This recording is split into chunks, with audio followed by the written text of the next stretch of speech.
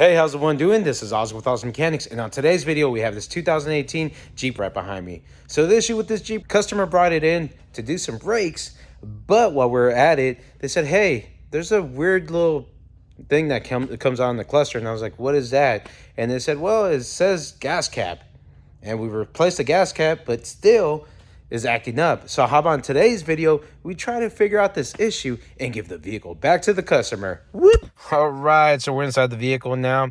And so I don't know if you can see that little symbol right there. It's basically a car with a gas cap. The thing is, when people see that, what do you think they go first? They just go straight to the fuel cap. Everyone wants to change that out, and guess what happens? AutoZone O'Reilly's, they get rich off of that. So today we're gonna do a diagnosing on it. Let's get our top down Phoenix Max. So it's 2018 Cherokee. Let's do a high-speed scan. There is our code right there. All right, so this is an evap system small leak. What does that tell us right here? There's a small leak somewhere, but I can tell you one thing on this. And people that work on these cars, they know these are notorious. On the older vehicles, they used to have what's called a leak detection pump. I'll see if I can put a picture up here. And then after that, they have what's called an ESIM, something like that. EISM, something like that. EISM, I believe that's what it is. The thing about the ESIMs is once you do the test, it takes about 8 hours. I believe 8 hours, 10 hours, a whole night to do this. A lot of people, if you go into any repair website or anything like that, everyone just says replace them, but they don't tell me how to test them. So I want to try a test that a buddy of mine told me to do, and I want to see if this works. We do see a small leak right here. I want to go straight to the ESIM and try this out. You know, your prerequisites that you want to try is get your smoke machine and all that, but I want to see if this works out right here, because a lot of these are just, they always point at this ESIM, but I've made videos on smoke testing. Let's see if we can do a test on this right here. But let's go to service information so we can talk a little bit about this, and then we'll look at different platforms that we can see what was resolving this code. Let's go to that. I want to show you a little bit on that, talk about it, and then go from there. And then we got to see where this ESIM is at. It's just a really quick test. All right, let's do this.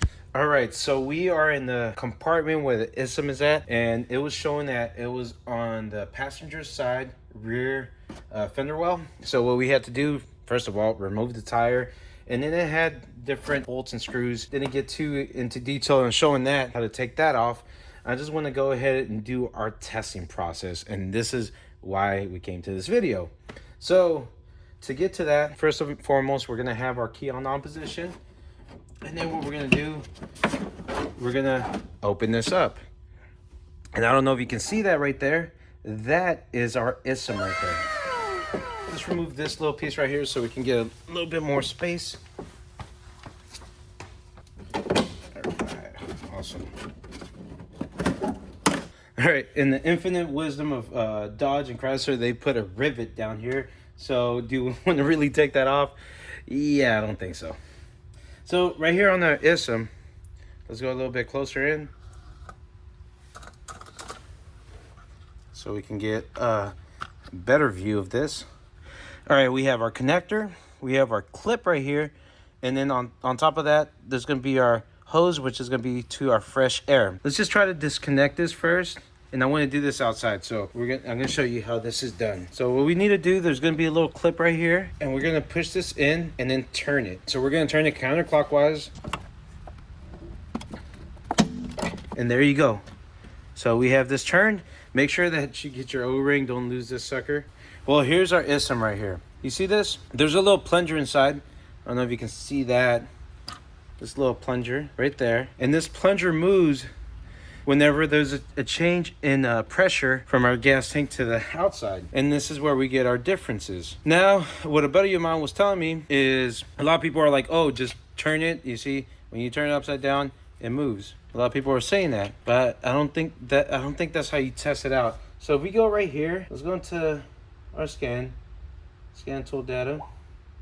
So we're going to read data, and then we're going to go switch ESIM. All right, so right here, what we're going to do, we have our data. And check this out. What I'm going to do, I'm just going to turn it, see if it catches anything. Nothing. Okay. So what my buddy was telling me that you got to do is basically create vacuum. It's trying to take off this hose right here. That's not working. So what we're going to try to do is create vacuum.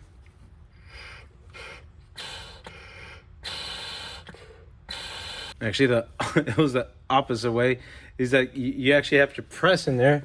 So when you're pressing in there, let me see if we can get this. So look at right here. What we're going to do, we're going to push air into it.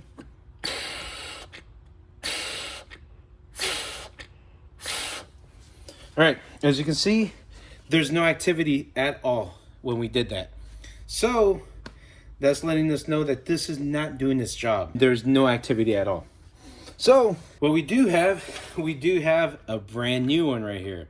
All right, so what we're gonna do, we're gonna go ahead and switch it out, and then we're gonna retest this, and let's see if this actually does it. Every single time I would just hear people, yeah, just go ahead, replace it, you're done. It's cheap enough. Anything under $100, just do it. But I really want to check it out. I really want to see what's going on. And I had we were talking about this while having a drink, and he was like, dude, you just blow in it and then see what happens. Let me cycle the key so I don't cause any problems. Give me 1 second. Keys off. Let's switch this out. All right, now keys on. So we're gonna do our test, and like last time, we're just gonna turn it over. You see that test inconclusive. Same thing like the other one, but this is going to be the moment. As you can see right now, it says open. What we're going to do when we introduce, look at that. You can see it move right here. What do you think of that? You see, it was good going out to the bar, having a couple of drinks, and figuring this sucker out right here. Now you're not guessing. How cool is that, dude? Everyone says replace these, but why? How? Where's the information? This is some really cool stuff right here.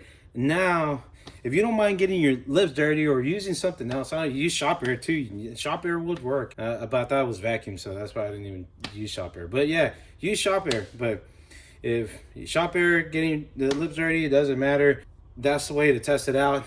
This is not the way to test it out. As you can see, not doing anything, but